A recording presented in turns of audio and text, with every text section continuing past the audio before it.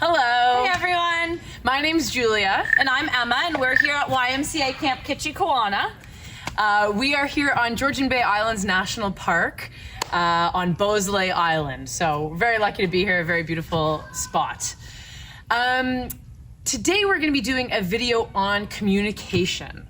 But before we get started, we want to share a couple of riddles with you. We've actually gained a reputation for being riddle masters. It's true. You can ask anyone that's attended our virtual campfires. So we're going to give you a couple of our favorite ones. So the first one is, what's tall at the beginning of its life, but short at the end of its life?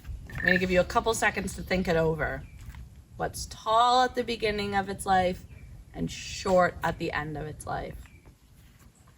Feel free to press pause if you need more time to think about it. But the answer is a candle. Starts out nice and tall. As you burn it, it shrinks down. Okay, and my riddle is, what starts with an E, ends with an E, and has a letter in it? Starts with an E, ends with an E, and has a letter in it. Emma. That's two letters. But very close. Thanks. Take some time to think about it. Press pause if you need to.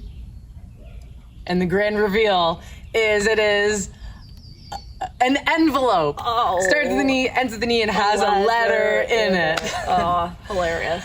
Good one. So our session on communication today is going to focus on three main facets of communication that we think are really important and that we're going to show you with some activities. Yeah, so those three things are using specific language, considering the context of the people you're talking to, and the third one is communicating with people who might have communication barriers. Let's get started. Hello everyone. So our first activity is going to be looking at descriptive language and how important it can be when communicating with a group and giving them a set of instructions. So we're going to do an activity here where I'm going to give instructions to Julia on a picture to draw, and we'd love if you would play along at home. So get a paper, a pen, a clipboard if you want one, and then follow the instructions. And we're going to do that 2 different times. The first time I'm going to use not so descriptive language, not so precise language. And then the second time I'm going to use that specific language that we're looking for, and we're going to see which picture ends up more like the one on my clipboard. Are you ready, Julia? Yes, and I've never seen this picture before. I don't know anything about what I'm drawing. Okay, so first, draw a C with some lines. And I'm not going to look at what Julia's doing. Then draw a circle with some littler circles.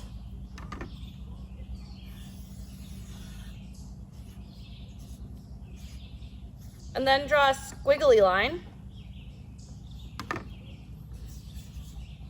And then draw 2 like teardrop things. And then draw a straight line under them. We're done. I'm so excited to show you all my abstract art piece. Beautiful. Should I come closer? Okay, I'll follow you and we'll see what they look like. So based on Emma's pretty general instructions that she gave me, this is what I came up with, but I have a feeling she was trying to get me to draw something different. And so here is what I drew. So you can see they're very, very different. We did not come up with the same thing, but now we'll try that one more time with more specific language to see where we get. Did you get to see it? Should I have? Yeah, because it's a different one the second time, don't worry. Okay, perfect.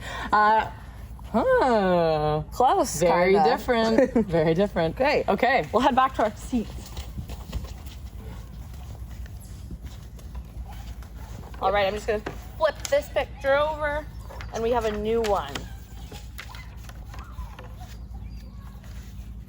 All right, you ready again? ready again. So, in a moment but not yet, I want you to 1/4 of the way up the page, draw a horizontal line all the way from one side to the other side.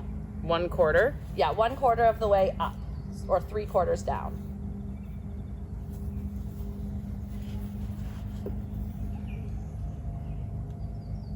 Tell me when you're ready for the next step. Ready for the next step. Perfect. Now, in the middle of that line, using that line as the bottom edge, draw about a 2-centimeter triangle. So the triangle point will be pointing up from the line.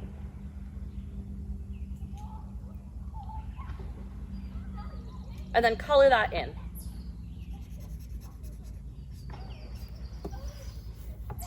And let me know when you're ready for the next instruction. Okay. And you should be playing along with this one at home as well, so make sure you're trying to draw what I'm saying. I'm ready. All right, now wait till I'm done this instruction because there's a couple of steps within this. Okay. You'll see. So in a second, I want you to draw 3 squiggly lines.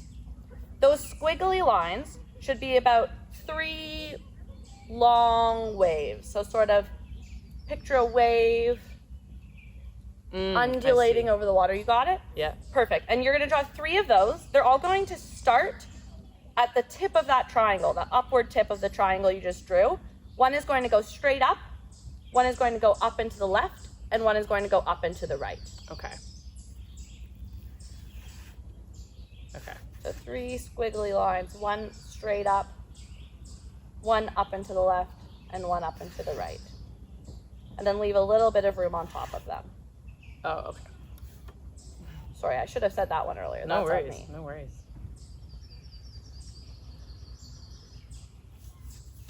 I wonder what this is going to be. Oh, I have a caterpillar on here. Everyone, these caterpillars I learned today turn into gypsy moths, and you can Google that if you'd like. On top of each of those squiggly lines, draw a small, tiny little triangle with the point pointing away from the line. Okay. Tiny? Yeah, tiny. Okay.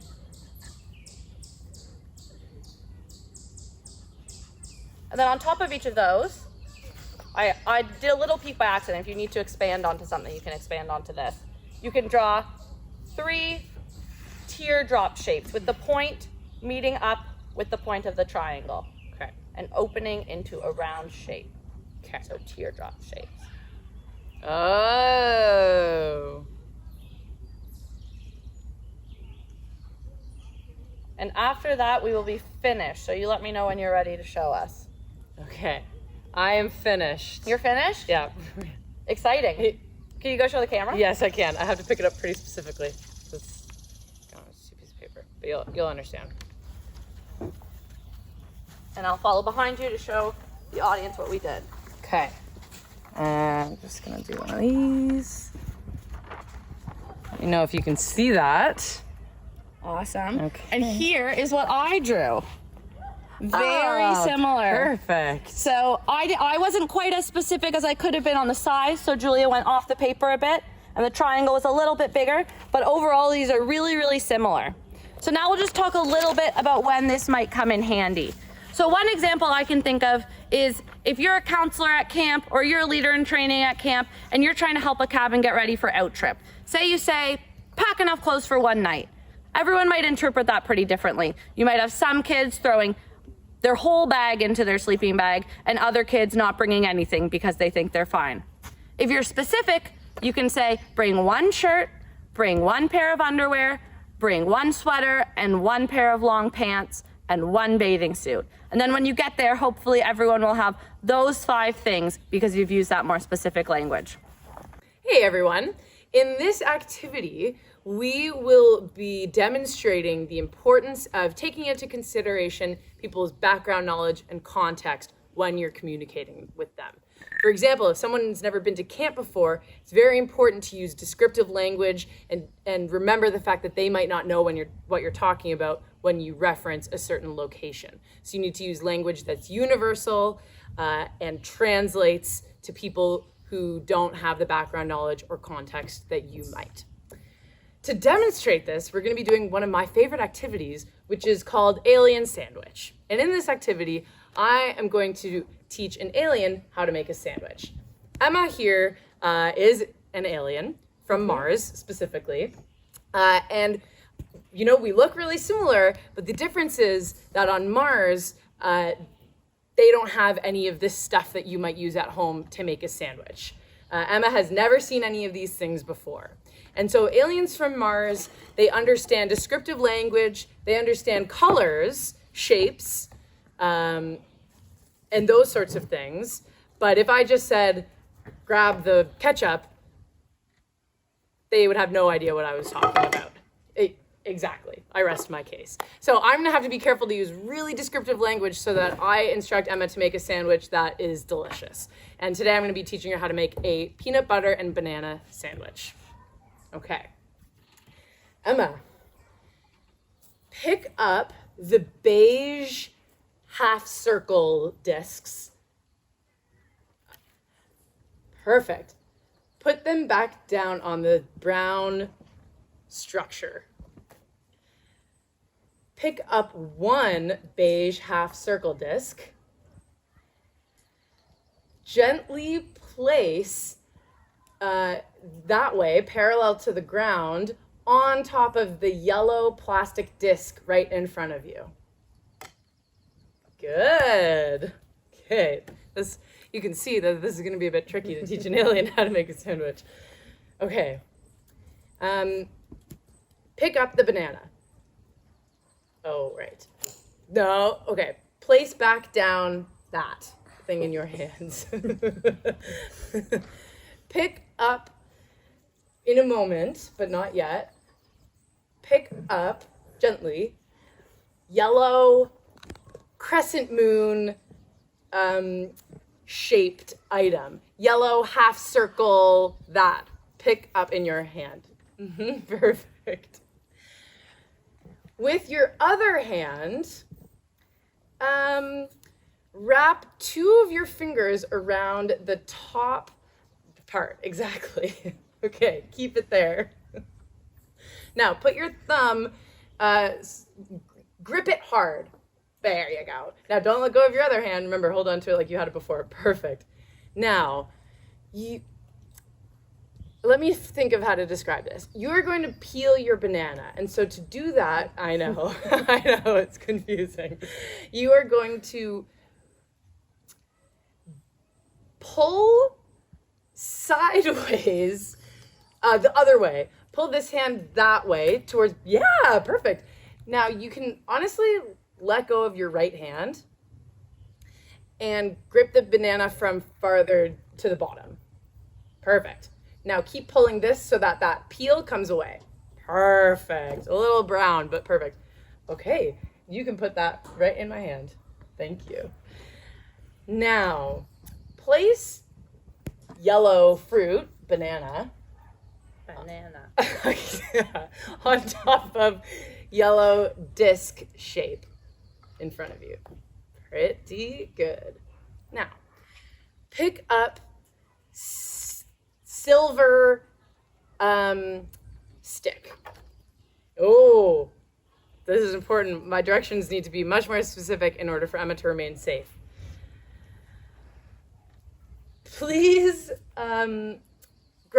pick up that, it's a knife, from the other side. So hold it, not exactly that kind of other side. The side with the silver lines on it should be in your hand. Perfect. Okay, now you are going to, in a moment, you're going to slice the banana so that you make little small circles with the banana. So just in 1 second. So on the short part of the banana, so rather than long ways, you're going to do it short ways. And you can even hold the knife closer to you and then place it outwards like that. Yeah, that'll work. Yep, and then do another one just like that, but just a little bit over, all the way down till it touches the disc, the yellow disc. Pretty good. That's perfect. Okay, stop. Now, put down the silver stick. Perfect. Now, this is going to be interesting. Pick up, in a moment, the beige half circle that you had initially placed on your yellow disc. Yep. Now, lay it flat in your hand, nice and gentle. Perfect. Now, with your other hand, so keep that just as it is, okay? Perfect. With your other hand, you're going to pick up each individual slice of banana that you made, one at a time. So just do the first one that's closest to the end of the disc. Yeah, closest to you. Perfect. Now you're going to gently place it Just flat is totally fine. Anywhere on that piece of bread. Nice. Okay, please pick up another small piece of banana, gently. Perfect. And now you're going to place it on the bread anywhere you want. Perfect. Now pick up another piece of banana and place it on the bread, but place it somewhere different than the other bananas are already at. That's awesome. And I think one more. So pick up one more piece of banana and place it in that last spot where there's no banana on the bread. Perfect. Thank you. Now, please put that piece of bread back down gently on the plate, on that yellow disc that we were talking about before. Very gentle. Thank you. Now, I would just take the banana and put it anywhere else on this brown table gently. Yeah, it's totally fine. And that piece as well. You can just give that right to me if you want. Thank you, just so we don't make a mess. Okay, we're almost there. I think this part will be way easier. Okay, pick up the jar with the green lid. Nice. Okay. With this hand, with your left hand, hold around the jar. Hold the jar from the bottom. Perfect. With your right hand, hold on to the green lid and twist your hands in an opposite direction as one another. Nice. Okay, now let go of the lid and do that one more time. Oh no, the other way. Yep. Yeah, perfect. And one more time.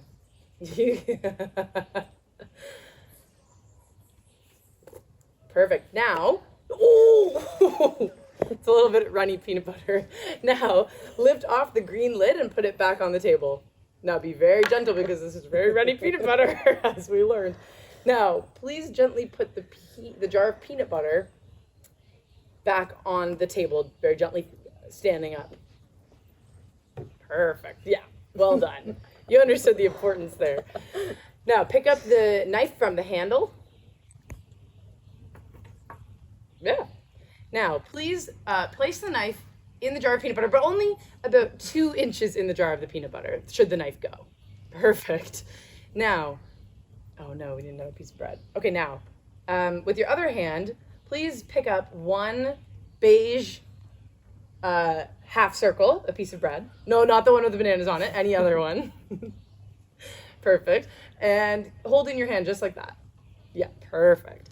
Now, scoop so that there's some peanut butter on your knife. Yep. And put that knife, the peanut butter side down, on the piece of bread so the peanut butter gets onto the bread. Nice. Now, take the knife off the piece of bread.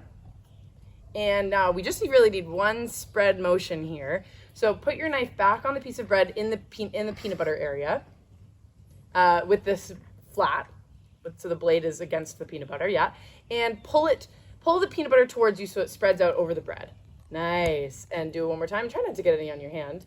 Perfect. No, it's okay if you do. Now put down the knife on the table. Perfect. And now, very gently, place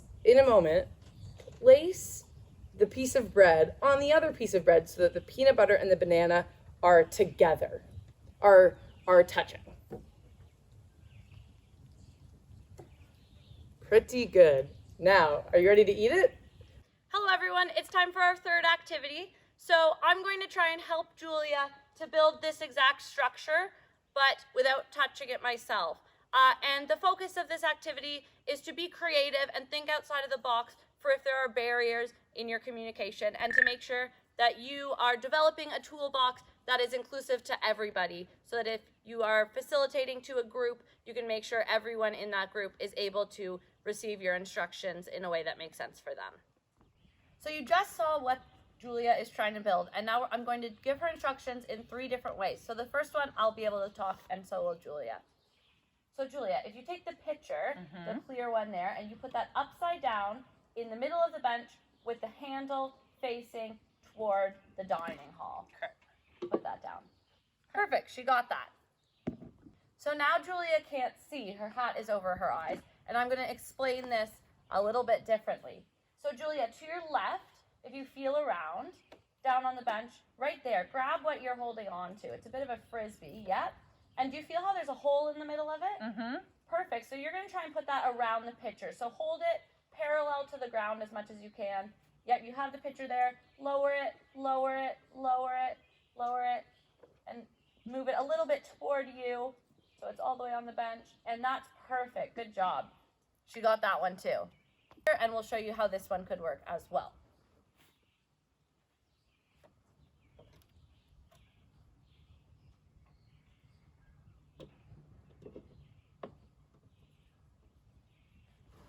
Well, thank you so much for joining us today as we talked about communication, the importance of being specific in your communication, thinking about people's background knowledge or context, and being creative and flexible in your communication so that everybody can understand what it is you're trying to convey. We hope you learned something today, and we also hope that you try these activities at home. They can be a lot of fun with whoever you're spending time with these days, so try them out and see for yourself how these things can be great tools. We'll see you next time. Bye.